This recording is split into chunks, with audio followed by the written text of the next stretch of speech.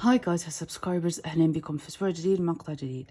مؤمن أن الأنثى لها الحق تاخذ كل حقوقها والطالب بعدل ما يضر بكل المحيطين بها. مؤمنة بهذا الشيء.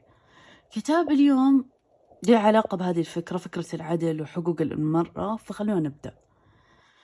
اسمه كان مطلق لهدى الغصن من الدار العربية للعلوم، ناشرونه طبعة 2022. أنا اشتريته من معرض رياض دول الكتاب، موجود في نيل فرات.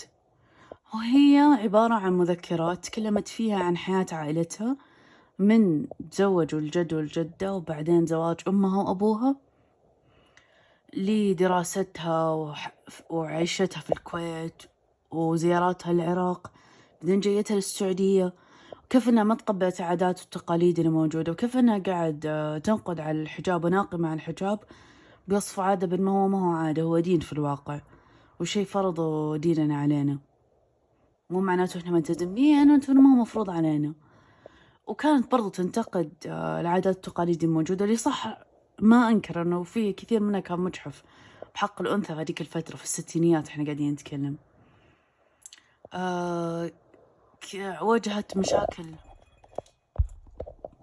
واجهت مشاكل في دراستها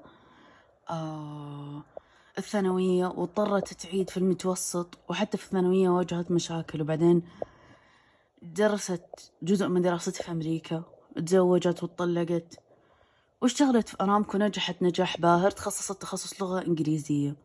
وفي كثير من التفاصيل في مجال العمل حتعرفوها عن هدى الغصن.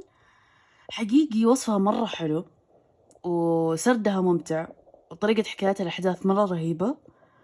أعطيها 3/5 لأنه هي مرة ناقمة، طول الوقت ناقمة وتنتقد، وما أعرف انتقادها راح يفيدنا بإيش يعني، بس هي طول الوقت ناقمة وتنتقد، عشان كذا أعطيها 3/5. بس صراحة في بعض الأجزاء حسيت بملكها ممكن تختصر يعني، وما كانت مرتبة المذكرات، حسيت بنوع من الفوضى والضياع، كان المفروض تترتب بطريقة أفضل.